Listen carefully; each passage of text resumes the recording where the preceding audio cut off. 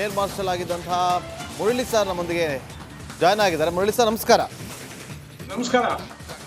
Most wanted ಉಗ್ರ ನಿನ್ನ ಕೆಲವೇ ಕ್ಷಣಗಳಲ್ಲಿ ಆತನನ್ನು ಕೋರ್ಟ್ ಮುಂದೆ ಹಾಜರುಪಡಿಸಲಾಗುತ್ತೆ. ಮೊದಲನೇದಾಗಿ ಭಾರತ ಒಂದು ಯಶಸ್ಸನ್ನು ಕಂಡಿದೆ ಈತನನ್ನು ಇಲ್ಲಿಗೆ ಕರ್ಕೊಂಬರೋದು. ಕಮಿಂಗ್ ಡೇಸಲ್ಲಿ ಇನ್ನು ಬೇರೆ ಬೇರೆಯವರ ಹೆಸರು ಕೂಡ ಇಲ್ಲಿ ಹೊರಕ್ಕೆ ಬರುತ್ತೆ, ಅದನ್ನು ಆತನೇ ಬಾಯಿ ಬಿಡ್ತಾನೋ ವಿಚಾರಗಳು ಕೂಡ ಮೆಲುಕಾಗ್ತಾ ಇದೆ.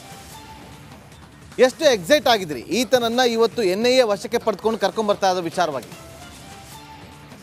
ಇದು ನನಗನ್ಸುತ್ತೆ ನಮ್ಮ ದೇಶದ ಬಹಳ ದೊಡ್ಡ ಇದು ಕಾರ್ಯಾಚರಣೆ, ಅಚೀವ್ಮೆಂಟ್, ಡಿಪ್ಲೊಮ್ಯಾಟಿಕ್ ಎಫರ್ಟ್.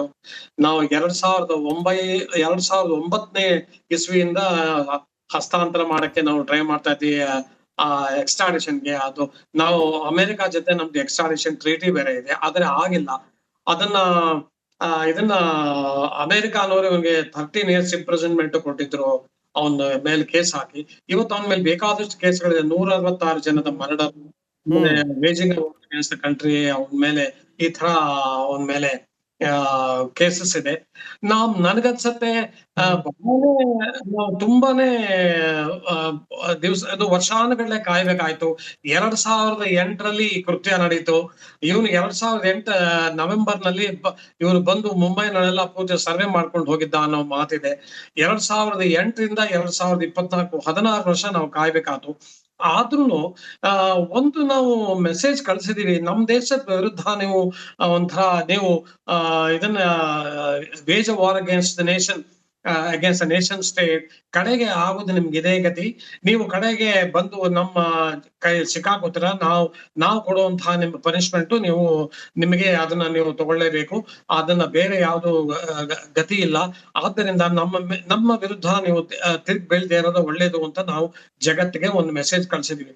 ಆದ್ರೂ ನನ್ಗನ್ಸುತ್ತೆ ನಾವು ಕೆಲವು ನಮ್ಮ ಇದನ್ನ ಡಿಪ್ಲೊಮ್ಯಾಟಿಕ್ ಎಫರ್ಟ್ಸ್ ನಾವು ಅಷ್ಟು ತೀವ್ರವಾಗಿ ಮಾಡ್ಲಿಲ್ಲ. ನೋಡಿ, ಇನ್ನೊಂದು ಬಹಳ ಮುಖ್ಯವಾದ ವಿಷಯ, ಬೆಳಗ್ಗೆನ ವಿಷಯ ಹೇಳ್ತಾ ಇದ್ದೆ. ನಾವು ಇದೇ ಮಾತು ಜೋ ಬೈಡನ್ ಅಡ್ಮಿನಿಸ್ಟ್ರೇಷನ್ ಇದ್ದಾಗ್ಲೂ ಬಂದಿತ್ತು. ಆದ್ರೆ ಜೋ ಬೈಡನ್ ಅಡ್ಮಿನಿಸ್ಟ್ರೇಷನ್ ಇದ್ರ ಮೇಲೆ ಜಾಸ್ತಿ ಅವರು ಜೋರ್ ಹಾಕ್ಲಿಲ್ಲ, ಕಾಳಜಿ ವಹಿಸ್ಲಿಲ್ಲ ಅಂತ ಅನ್ನೋ ಮಾತು ಇದೆ. ಈಗ ಟ್ರಂಪ್ ಅಡ್ಮಿನಿಸ್ಟ್ರೇಷನ್ ಬಂದ್ಮೇಲೆ ಅವರು ಇದನ್ನ ಹಸ್ತಾಂತರ ಮಾಡಕ್ ಒಪ್ಕೊಂಡಿದ್ದಾರೆ. ಇವತ್ತು ನಾವು ಅದಕ್ಕೆ ಸಂತೋಷ ಪಡ್ಬೇಕು. ಯಾಕೆಂದ್ರೆ ಇದನ್ನ ಟ್ರಂಪ್ ಅಡ್ಮಿನಿಸ್ಟ್ರೇಷನ್ ನಮ್ಮ ದೇಶನ ಬಹಳ ಪ್ರಿಯವಾಗಿ ಕಾಣ್ತಾರೆ. ಅದು ನಮ್ಮ ಎರಡೂ ನಾಯಕರ ಮಧ್ಯೆ ಬಹಳ ಒಳ್ಳೆ ಇದಿದೆ, ಅಂಡರ್ಸ್ಟ್ಯಾಂಡಿಂಗ್ ಇದೆ ಅನ್ನೋ ವಿಷಯನೂ ಎಲ್ಲರಿಗೂ ಗೊತ್ತು. ಅಂದ್ರೆ ಅವರು ತಮ್ಮ ದೇಶದಲ್ಲಿ ಬಂದು ತೊಂದರೆ ಮಾಡೋ ಯಾರು ಇದನ್ನ ಭಯೋತ್ಪಾದಕರನ್ನು ಅವ್ರು ಬಿಡಲ್ಲ. ಅದೇ ತರ ಅವರು ನಮ್ಗೆ ಇವತ್ತು ಸಹಾಯ ಮಾಡಿ ಹಸ್ತಾಂತರ ಮಾಡಿ ಕಳಿಸಿದ್ದಾರೆ. ಆದರೆ ಇದು ನಾವು ಎಲ್ಲಾ ಬಹಳ ದೊಡ್ಡ ಡಿಪ್ಲೊಮ್ಯಾಟಿಕ್ ವಿನ್ ಅಂತ ನಾವು ಹೇಳ್ಕೊಳಕ್ ಆಗಲ್ಲ. ಯಾಕಂದ್ರೆ 16 ವರ್ಷ ನಾವು ಕಾದಿದೀವಿ. ಆದರೆ ಈಗ ನಾವೇನ್ ಮಾಡ್ಬೇಕಾಗಿದೆ ಅನ್ನೋದು ನಾವು ನೋಡ್ಬೇಕು. ನಾವು ತಿಂಗಳಾನುಗಟ್ಲೆ ಇವನ್ನ ಟ್ರಯಲ್ ಮಾಡ್ಕೊಂಡು ಸುಮ್ನೆ ಇದನ್ನ ವಿಪರೀತ ಕಾಲ ವ್ಯರ್ಥ ಮಾಡೋ ಬದಲು ಫಾಸ್ಟ್ ಟ್ರ್ಯಾಕ್ ಕೋರ್ಟ್ ಅಲ್ಲಿ ಇವನ್ನ ಟ್ರಯಲ್ ಮಾಡಿ ಇವನ್ಗೆ ಕ್ಯಾಪಿಟಲ್ ಪನಿಷ್ಮೆಂಟ್ ನಾವು ಕೊಟ್ರೆ ಆಗ ನಮ್ಮ ದೇಶ ಯಾವ ಭಯೋತ್ಪಾದಕರನ್ನು ಬಿಡಲ್ಲ. ಎಲ್ಲಾರ್ಗು ಕಡೆಗೆ ಅವ್ರಿಗೆ ನೇಣೆ ಗತಿ ಅನ್ನುವಂತಹ ಒಂದು ಮೆಸೇಜ್ ನಾವು ಜಗತ್ತಿಗೆ ಕಳಿಸ್ತೀವಿ. ಮುರಳಿ ಸರ್, ನೋಡಿ, 2008ರಲ್ಲಿ 166 ಜನರ ಸಾವಿಗೆ ಕಾರಣಕರ್ತನಾಗಿದ್ದಂಥವನು ಈತ. ಅದರಲ್ಲಿ ಬಹಳ ಪ್ರಮುಖವಾದಂಥ ಪಾತ್ರವನ್ನು ವಹಿಸಿದ್ದ. ಹೆಡ್ಲಿ ಜೊತೆ ಸೇರಿಕೊಂಡು ಸಾಕಷ್ಟು ಬೇಹುಗಾರಿಕೆಯನ್ನು ಕೂಡ ನಡೆಸಿದ್ದ ಅಂತ ಒಂದಷ್ಟು ಚಾರ್ಜ್ ಶೀಟ್ನ ಪಾಯಿಂಟ್ಗಳಲ್ಲಿ ಉಲ್ಲೇಖ ಆಗಿರೋದನ್ನು ಗಮನಿಸಿದ್ವಿ. ಕೇವಲ ಅದೊಂದೇ ಅಟ್ಯಾಕ್ ಅಲ್ಲ, ಇಂಡಿಯಾ ಗೇಟ್ ಕೂಡ ಇವರ ಟಾರ್ಗೆಟ್ ಆಗಿತ್ತು. ಭಾರತದ ಬಹುತೇಕ ಪ್ರಮುಖ ಸ್ಥಳಗಳು ಕೂಡ ಇವರ ಟಾರ್ಗೆಟ್ ಆಗಿತ್ತು. ಈಗ ಈತನನ್ನು ಕರ್ಕೊಂಬಂದ ಬಳಿಕ ಜೈಲಿಗೆ ಕಳಿಸ್ತಾರೆ, ಮತ್ತೆ ಕಸ್ಟಡಿಗೆ ತಗೋತಾರೆ. ವಿಚಾರಣೆಗಳು ಹೇಗೆ ನಡೆಯುತ್ತೆ? ವಿಚಾರಣೆ ವೇಳೆ ಏನೆಲ್ಲ ಇನ್ನೂ ಒಂದಷ್ಟು ಮಾಹಿತಿಗಳು ಹೊರಕ್ಕೆ ಬರುವಂತ ನಿರೀಕ್ಷೆ ಇದೆ ಅಂತ? ಅದೇ, ಇನ್ನಷ್ಟು ಮಾಹಿತಿಗಳು ಬರೋ ನಿರೀಕ್ಷೆ ಇದೆ. ಆದರೆ ಎಲ್ಲಾರ್ಗೂ ಗೊತ್ತು ಈ ರಾಣಾನ ಅಷ್ಟು ಅವನ ಪೂರ್ತಿ ಬ್ರೇಕ್ ಮಾಡೋದು ಬಹಳ ಕಷ್ಟ ಅಂತ ಎಲ್ಲರಿಗೂ ಗೊತ್ತು. ಅವನ್ಗೇನು ಅವನು ಏನು ಒಪ್ಕೋತಾನೆ, ಏನು ಒಪ್ಕೊಳ್ಳಲ್ಲ ಅನ್ನೋದು ಇನ್ನೂ ದೊಡ್ಡ ಯಕ್ಷ ಪ್ರಶ್ನೆ. ಅವನು ಎಲ್ಲಾನು ಮಾತುಗಳನ್ನ ಅವನು ಬಿಟ್ಟು ಕೊಟ್ಬಿಡ್ತಾನೆ ಅನ್ನೋ ಮಾತು, ಅದನ್ನು ಅದನ್ನ ನಾವು ಈಗ ಸದ್ಯದಲ್ಲಿ ನಂಬೋದು ಸ್ವಲ್ಪ ಕಷ್ಟ. ಇನ್ನೊಂದು ಬಹಳ ಮುಖ್ಯವಾಗಿ ಏನು ಅಂದ್ರೆ, ಇವನು IS ಪಾಕಿಸ್ತಾನ್ ISI ಆಮೇಲೆ ಭಯೋತ್ಪಾದಕರ ಗುಂಪಿನ ಮಧ್ಯ ಲಷ್ಕರ್ ಎ ತಾಯಿಬಾ ಮಧ್ಯ ಒಂದು ಗೋ ಬಿಟ್ವೀನ್ ಆಗಿದ್ದ ಅನ್ನೋ ಒಂದು ಮಾತು ಬಂದಿದೆ. ಯಾಕಂದ್ರೆ ಇವನ್ಗೆ FBI ನವರು ಅರೆಸ್ಟ್ ಮಾಡಿ ಒಂದು ಸ್ಟೇಟ್ಮೆಂಟ್ ತಗೊಂಡಾಗ ಆಗ ಈ ಮಾತೆಲ್ಲ ಬಂದಿದೆ. ಅಂದ್ರೆ ಇವನು ISI ಆಮೇಲೆ ಇಂದ ಏನು ಸಹಾಯ ತಗೊಂಡು ಅದನ್ನ ಲಷ್ಕರ್ ಎ ತಾಯಿಬಾ ಕೊಡ್ತಾ ಇದ್ದ ಅನ್ನೋ ಒಂದು ಮಾತಿದೆ. ಅವನು ಅಷ್ಟು ಸುಲಭವಾಗಿ ಇವತ್ತು ಬಿಟ್ಕೊಡ್ತಾನ? ನಂಗೆ ISI ನಲ್ಲಿ ಯಾರು ಸಹಾಯ ಮಾಡಿದ್ರು?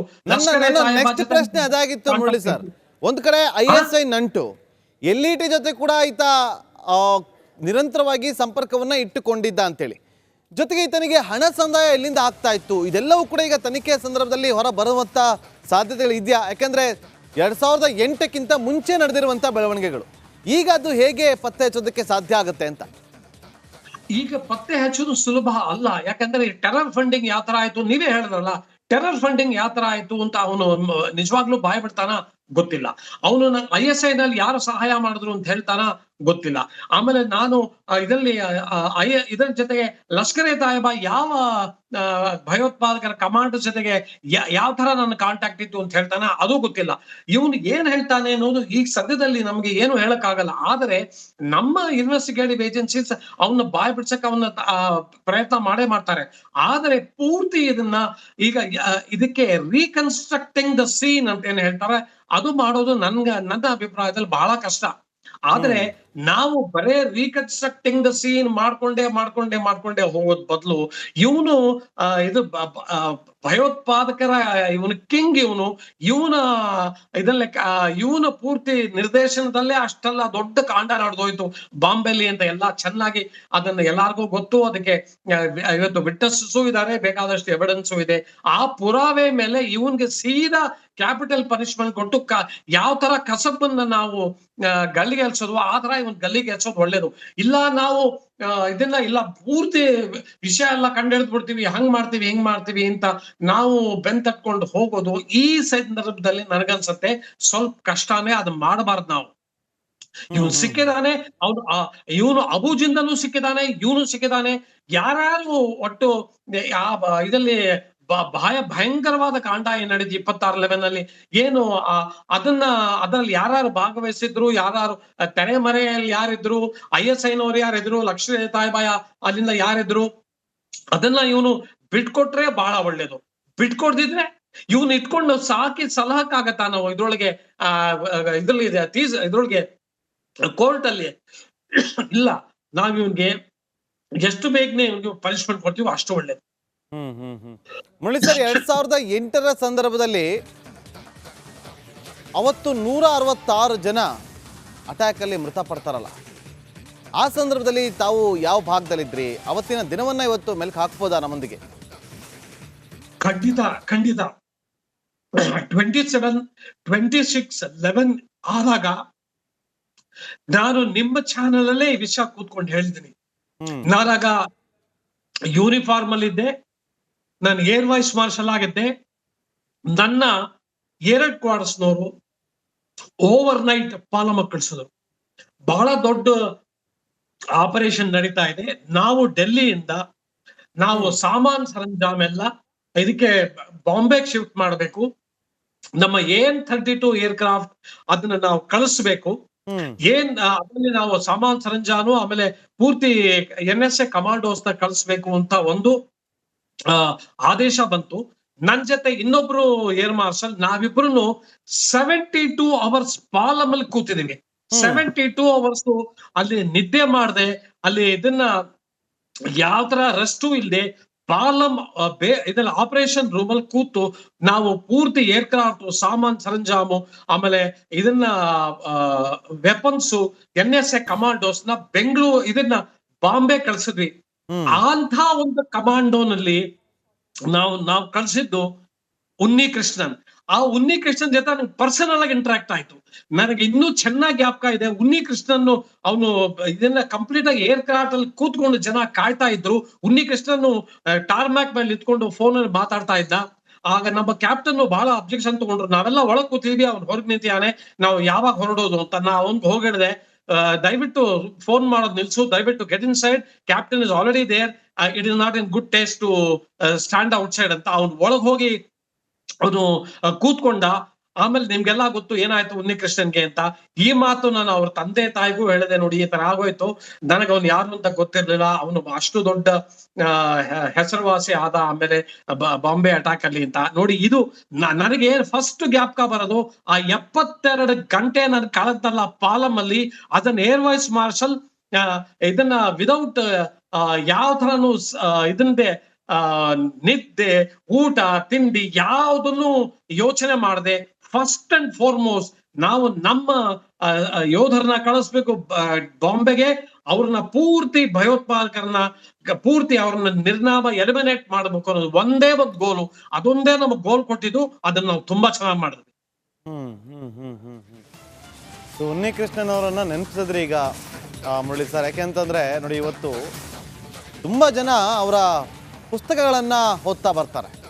ನೋಡಿ, ನೀವು ಕೂಡ ಒಂದು ಆಪರೇಷನ್ ಅಲ್ಲಿ ಕೂಡ ಭಾಗಿಯಾಗಿದ್ರಿ. 72 ಗಂಟೆ ನಿಮಗೆ ಒಂದೊಂದು ಸೆಕೆಂಡ್ ಕೂಡ ತುಂಬ ಇಂಪಾರ್ಟೆಂಟ್ ಆಗಿತ್ತು.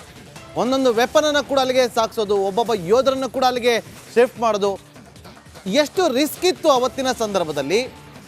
ಈ ಘಟನೆ ಆದ ಬಳಿಕ NIA ಯಾವ ಹಂತದಲ್ಲಿ ಯಾವ ಆಯಾಮದಲ್ಲಿ ತನಿಖೆಯನ್ನ ನಡೆಸ್ತು, ಅದರ ಬಗ್ಗೆ ಮಾಹಿತಿ ಹಂಚ್ಕೋಬೋದಾ? ನಾವು ಆಗ ಯಾವಾಗ ನಮಗೆ ಒಂದು ಆಪರೇಷನ್ಸ್ ರೂಮ್ ಸೆಟಪ್ ಮಾಡಿದ್ರು ಪಾಲಂ ಅಲ್ಲಿ, ನಾನು ಇನ್ನೊಬ್ರು ಆಪರೇಷನ್ಸ್ ಕಡೆಯಿಂದ ಇನ್ನೊಬ್ರು ಏರ್ ವೈಸ್ ಮಾರ್ಷಲ್, ನಾವಿಬ್ರು ಆಪರೇಷನ್ಸ್ ರೂಮ್ ನ ಕಮಾಂಡ್ ಮಾಡ್ತಾ ಇದ್ವಿ, ಪೂರ್ತಿ ಅದನ್ನ ಮ್ಯಾನ್ ಮಾಡ್ತಾ ಇದ್ವಿ. ಆಗ ನಮಗೆ ಬರೇ ನಮಗೆ ಗೊತ್ತಿದ್ದ ವಿಷಯ, ನಮ್ ಬಾಂಬೆನಲ್ಲಿ ಬಹಳ ಭಯಂಕರವಾದ ಕಾಂಡ ನಡೆದೋಗಿದೆ, ಒಂದು ಕೃತ್ಯ ನಡೆದೋಗಿದೆ, ಅದ್ರಲ್ಲಿ ತುಂಬಾ ಜನ ಸತ್ತಿದ್ದಾರೆ. ಆಮೇಲೆ ಇವತ್ತು ಭಯೋತ್ಪಾದಕರು ಆರಾಮ ಓಡಾಡ್ಕೊಂಡಿದ್ದಾರೆ. ಆಮೇಲೆ ತಾಜ್ ಹೋಟೆಲ್ ಅಲ್ಲಿ ಅವರು ಪೂರ್ತಿ ಅವರು ಇದು they have taken over the Taj hotel. ಅವ್ರನ್ನ ನಾವು ನ್ಯೂಟ್ರಲೈಸ್ ಮಾಡ್ಬೇಕು. ಆಮೇಲೆ ಶಬಾದ್ ಹೌಸ್ ಅಲ್ಲಿ ಇದನ್ನ ನಾವು ನ್ಯೂಟ್ರಲೈಸ್ ಮಾಡ್ಬೇಕು. ಅದನ್ನ ನಾವು ಹೆಲಿಕಾಪ್ಟರ್ ಆಮೇಲೆ A-32 ಏರ್ಕ್ರಾಫ್ಟ್ ಇಂದ ಅವ್ರನ್ನ ನಾವು ಏರ್ ಡ್ರಾಪ್ ಮಾಡ್ಬೇಕು, ಅವ್ರನ್ನ ಕೆಳಗಿಳಿಸ್ಬೇಕು. ಇದೇ ಒಂದು ನಮ್ಗೆ ಟಾಸ್ಕ್ ಇತ್ತು. ಆದ್ರೆ ನನ್ನ ಸ್ಪೆಸಿಫಿಕ್ ಟಾಸ್ಕ್ ಏನು, ಅದಕ್ಕೆ ಬೇಕಾದಂತ ಪೂರ್ತಿ ಸರಂಜಾಮ ಎಲ್ಲ ಪೂರ್ತಿ ಪಾಲ್ಮಲ್ ಬಂದಿಳಿತು. ಆಮೇಲೆ NSA ಕಮಾಂಡೋಸ್ ಬಂದಿಳಿದ್ರು.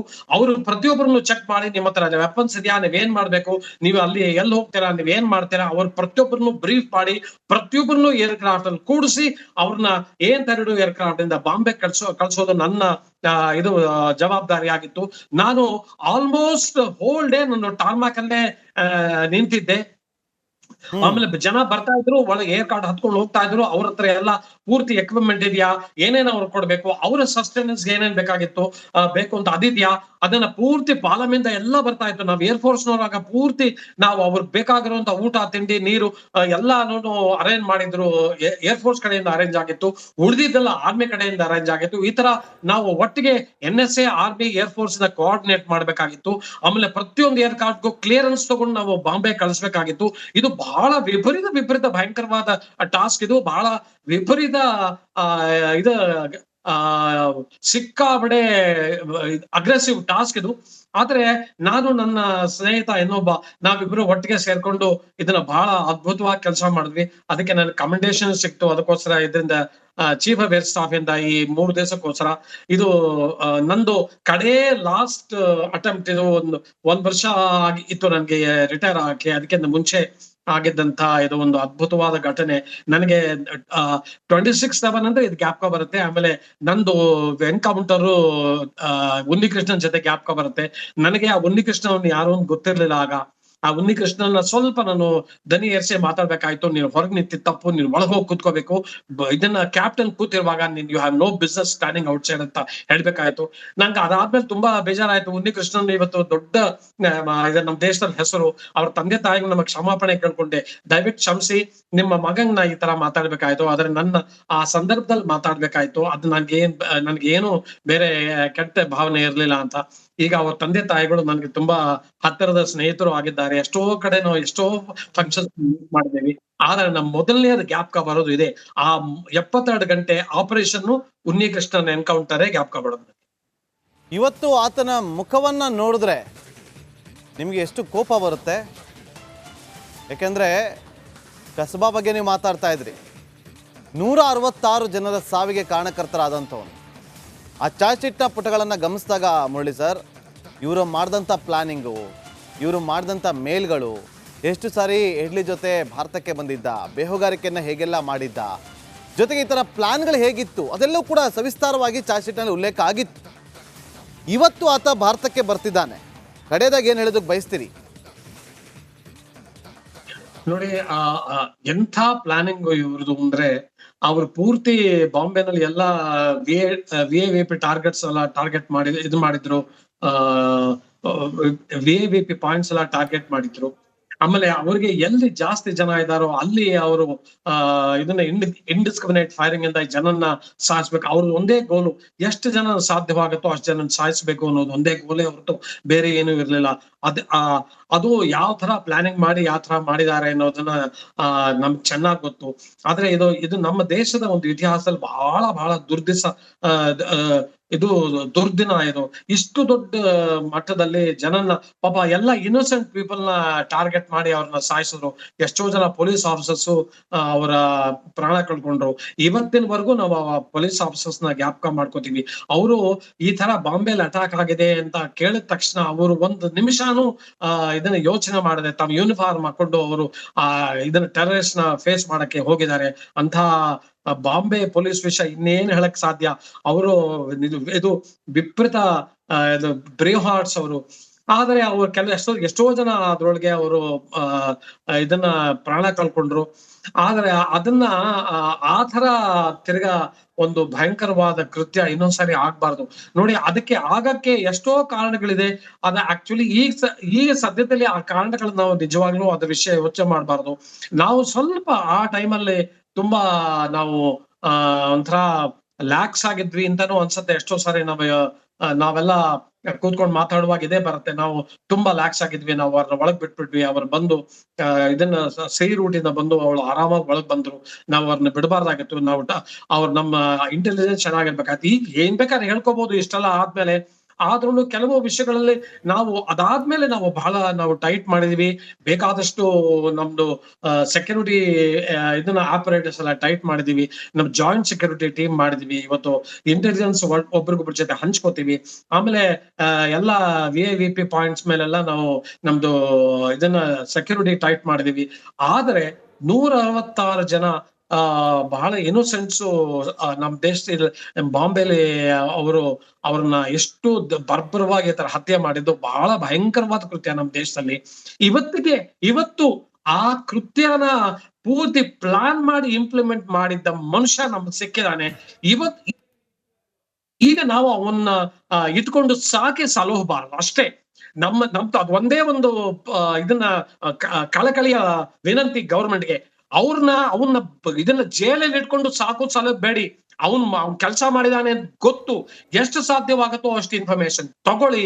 ಆಮೇಲೆ ಕ್ಯಾಪಿಟಲ್ ಪನಿಷ್ಮೆಂಟ್ ಇಡೀ ಜಗತ್ಗೆ ಗೊತ್ತಾಗ್ಬೇಕು. ಇವನು ನಮ್ಮ ದೇಶದ ಮೇಲೆ ಬಂದು he waged war, today he is no more ಅಂತ ಒಂದು ಮೆಸೇಜ್ ಹೋಗ್ಲೇಬೇಕು. ನಮ್ ದೇಶದ ಸರ್ಕಾರ ಅದ್ ಮಾಡತ್ತೆ ಅಂತ ಅನ್ಕೊಂಡಿದ್ದೀನಿ. ಎಕ್ಸಾಕ್ಟ್ಲಿ, ನೀವು ಹೇಳಿದ್ರಲ್ಲ ಸಾಕಿ ಸಲಹಬಾರ್ದು ಅಂತೇಳಿ ಮುರಳಿ ಸರ್. ಚರ್ಬಿ ಬೆಳಿಬಾರ್ದು, ಆಟೋಮೆಟಿಕ್ಕಾಗಿ ಕರಗ್ತಾ ಹೋಗ್ಬೇಕು, ಅದು ಒಂದೆರಡು ದಿನದಲ್ಲಿ. Thank you so much.